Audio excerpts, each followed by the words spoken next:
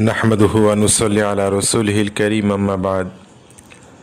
عن أبي سعيد الخدري رضي الله تعالى عنه أنه قال: سمعت رسول الله صلى الله عليه وسلم يقول: من رأى منكم منكرا فليغيره بيدي فإن لم يستطع فبلساني فإن لم يستطع فبقلبي وذلك أضعف الإيمان. رواه مسلم. হযরত আবু সাঈদ খুদরি রাদিয়াল্লাহু তাআলা আনহু থেকে বর্ণিত, রাসূলুল্লাহ সাল্লাল্লাহু আলাইহি ওয়াসাল্লাম ইরশাদ করেন, তোমাদের মধ্য থেকে কেউ যদি কোনো খারাপ কাজ দেখে তাহলে সে যেন তার হাত দিয়ে তা প্রতিহত করার চেষ্টা করে। যদি সে এটাতে সক্ষম না হয় তাহলে সে জবান দিয়ে চেষ্টা করবে। যদি এটাতেও সে সম্ভব না হয় তাহলে সে তার অন্তর দিয়ে চেষ্টা করবে, এবং এটা ইমানের সবথেকে নিম্ন স্তর।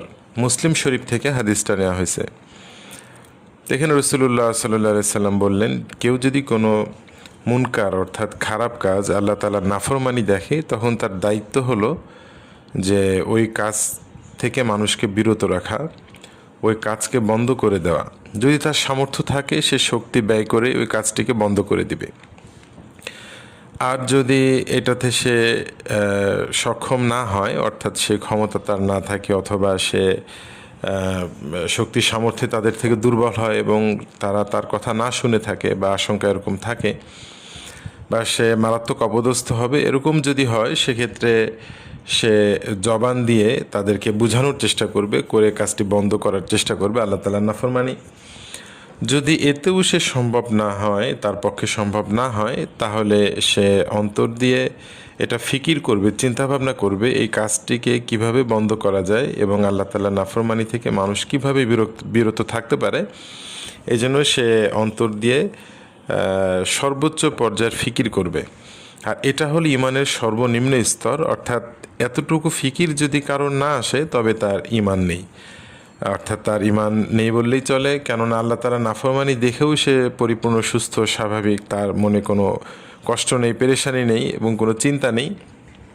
সে যদি মুমিন হতো তাহলে সে আল্লাহ তাআলা নাফরমানি দেখে বরদাস্ত করতে পারতো না।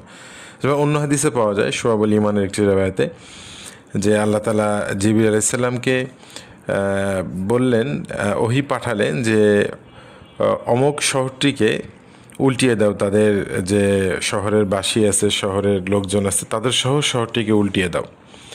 তখন জিবরিল আলাইহিস সালাম বললেন যে, হে আমার রব, সেখানে তো আপনার এমন এক বান্দা রয়েছেন যিনি একটা মুহূর্তের জন্য আপনার নাফরমানি করেন না।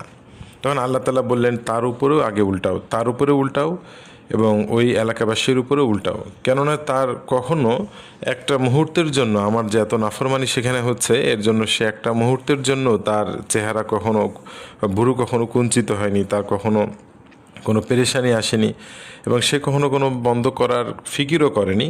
কাজে তার উপরে আগে উল্টাও, এরপরে অন্যদের উপরে উল্টাও। তো এই জন্য আমাদের এই উম্মতে মুহাম্মাদি, আমাদের এই উম্মতের নিজে নিজে শুধুমাত্র নেক আমল করে জান্নাতে যাওয়ার কোনো সুযোগ নেই। আমাদেরকে প্রথমে নিজেকেও জাহান্নাম থেকে বাঁচাতে হবে, কু আনফুসাকুম, এরপরে ওয়া আহলিকুম, পরিবার পরিজনকেও বাঁচানোর চেষ্টা করতে হবে।